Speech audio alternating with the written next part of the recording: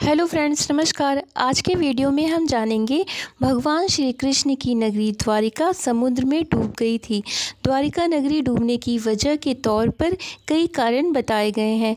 गंधारी का श्राप, ऋषि विश्वामित्र और कर्ण ऋषि का श्राप, भगवान श्री कृष्ण का देवलोक जाना, पांडवों को द्वारिका में अनहोनी का पता चलना। द्वारिका नगरी डूबने की कहानी कहा जाता है कि महाभारत के युद्ध में पांडवों की जीत के बाद गंधारी ने श्री कृष्ण को दोषी ठहराते हुए श्राप दिया था। इस श्राप के मुताबिक श्री कृष्ण के कुल का नाश हो जाएगा, ऐसा श्राप दिया गया था। आइए जानते हैं द्वारिका नगरी कैसे डूबी, इसकी क्या है कहानी विस्तार से, जो कि इस प्रकार है।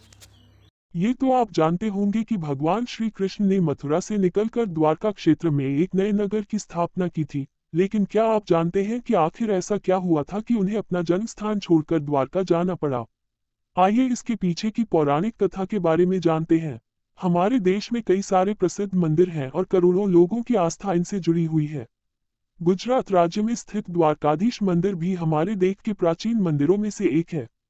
हर साल अलग अलग राज्यों से इस मंदिर के दर्शन करने के लिए आते हैं। द्वारकाधीश मंदिर श्री कृष्ण को समर्पित है और यह मंदिर हजारों साल पुराना है। यह मंदिर अपनी शिल्पकारी के लिए बेहद लोकप्रिय है। ऐसा कहा जाता है कि 5000 साल पहले मथुरा को छोड़ने के बाद भगवान श्री कृष्ण ने द्वारका नगरी को बसाया था और बाद में द्वारका नगरी ही श्री कृष्ण का निवास स्थान हुआ करती थी। भगवान कृष्ण ने इस जगह पर कई साल बिताए थे और साथ ही यहाँ अपना निजी महल भी बनवाया था। लेकिन ऐसा क्या कारण था कि श्री कृष्ण अपनी जन्मस्थली को छोड़कर जाना पड़ा? आइए जानते हैं। क्यों मथुरा छोड़कर द्वारका चले गए थे श्री कृष्ण? भगवान श्री कृष्ण का बचपन मथुरा शहर में गुजरा था, लेकिन कंस का वध करने के बाद वे मथुरा को छोड़कर द्वारका चले आए और वहीं अपनी नगरी बसाई थी। ऐसा कहा जाता है जब कंस का वध हो गया तब कंस का रिश्तेदार जरासंध था, जो कि बहुत शक्तिशाली था। कंस का वध होने के बाद जरासंध ने बदला लेने के लिए कृष्ण के जन्म स्थान मथुरा का पता लगाया और लगातार मथुरा पर आक्रमण करना शुरू कर दिया। श्री कृष्ण ने उसे कृष्ण द्वारा बार बार परास्त किया गया, लेकिन वह आक्रमण करता ही रहा था। जरासंध ने मथुरा पर 17 बार किया आक्रमण। ऐसा लगातार 17 बार हुआ और 17 आक्रमणों में जरासंध की हार हुई, लेकिन वह पुनः अपना शक्ति संचय कर दोबारा मथुरा पर आक्रमण कर देता था। बार बार आक्रमण होने की वजह से मथुरा के वासियों को नुकसान होने लगा।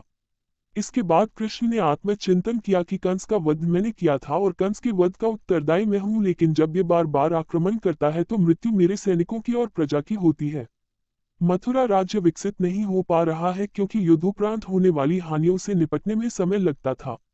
इसलिए लिया द्वारका छोड़ने का फैसला। इसके बाद भगवान श्री कृष्ण ने समस्त यदुवंशियों के साथ मथुरा छोड़ने का फैसला लिया, क्योंकि कृष्ण ये जानते थे जरासंध की मृत्यु उनके हाथों नहीं लिखी है। ऐसे में जरासंध द्वारा मथुरा की प्रजा पर होने वाले अत्याचारों को रोकने के लिए भगवान श्री कृष्ण रातों रात कृष्ण ने मथुरा का त्याग कर दिया, जिसके बाद श्री कृष्ण ने गुजरात में जाकर समुद्र किनारे अपनी एक दिव्य नगरी बसाई। इस नगरी का नाम द्वारका रखा गया। माना जाता है कि महाभारत के 36 वर्ष बाद द्वारका नगरी समुद्र में डूब गई थी। रहस्यमय है द्वारका नगरी। हिंदू धर्म के प्रमुख 4 धाम में से एक श्री कृष्ण की नगरी द्वारका गुजरात के काठियावाड़ क्षेत्र में अरब सागर पर स्थित है। द्वारका का बड़ा ही ऐतिहासिक और पौराणिक महत्व है। माना जाता है द्वापर युग में आधी द्वारका समुद्र में डूब गई थी और आज भी द्वारका समुद्र में अनेकों रहस्यों को अपने अंदर समेटे हुए है। ऐसी पौराणिक कथाएं प्रचलित हैं कि गांधारी द्वारा श्री कृष्ण की नगरी को दिए गए श्राप और एक ऋषि द्वारा श्री कृष्ण के पुत्र सांब को दिए श्राप के कारण द्वारका नगरी पानी में समा गई। भारत से सटे समंदर अपने आप में कई रहस्य समेटे हुए हैं। समंदर के नीचे आज भी ऐसी कई साइट्स दबी हुई है जिनके बारे में किसी को नहीं पता। कुछ वर्षों पहले एक ऐसी ही जगह की खोज हुई थी जिसके बारे में जानकार हर कोई हैरान था। हम बात कर रहे हैं गुजरात के ऐतिहासिक द्वारका नगरी की, जो आज भी गहरे समंदर में मौजूद है। जानिए क्या है यहाँ से जुड़ी कहानी। द्वारका धाम हिंदू धर्म के 4 धामों में से एक है। ये गुजरात के काठियावाड़ क्षेत्र में अरब सागर के द्वीप पर स्थित है। इस नगरी का धार्मिक, पौराणिक एवं ऐतिहासिक महत्व है। ऐसी मान्यता है कि मथुरा छोड़ने के बाद अपने परिजनों एवं यादव वंश की रक्षा हेतु भगवान श्री कृष्ण ने भाई बलराम तथा यादव वंशियों के साथ मिलकर द्वारकापुरी का निर्माण विश्वकर्मा से करवाया था। यदुवंश की समाप्ति और भगवान श्री कृष्ण की जीवन लीला पूर्ण होते ही द्वारका समुद्र में डूब गई मानी जाती है। इस क्षेत्र का प्राचीन नाम कुशस्थली था। धार्मिक दृष्टि से द्वारका को सप्तपुरियों में गिना जाता है। वर्तमान में स्थित द्वारका गोमती द्वारका के नाम से जानी जाती है। यहाँ 8वीं शताब्दी में सनातन धर्म की रक्षा और प्रसार के लिए आदि शंकराचार्य ने द्वारकापीठ की स्थापना की थी। आधुनिक खोजों में भी इस क्षेत्र में रेत एवं समुद्र के अंदर से प्राचीन द्वारका के अवशेष प्राप्त हुए हैं। द्वारका की स्थिति एवं बनावट समुद्र के बीच द्वीप पर बने किले के समान है। 2 भाग में है द्वारकापुरी। वर्तमान में गोमती द्वारका और बेट द्वारका एक ही द्वारकापुरी के 2 भाग हैं। गोमती द्वारका में ही द्वारका का मुख्य मंदिर है, जो श्री रणछोड़राय मंदिर या द्वारकाधीश मंदिर के नाम से मशहूर है। यह मंदिर लगभग 1500 वर्ष पुराना है।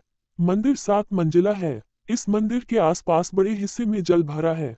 इसे गोमती कहते हैं। इसके आसपास के कई घाट हैं, जिनमें संगम घाट प्रमुख है। इस मंदिर में भगवान की काले रंग की 4 भुजाओं वाली मूर्ति है। इसके अलावा मंदिर के अलग अलग भागों में अन्य देवी देवताओं के मंदिर एवं मूर्तियां स्थित है।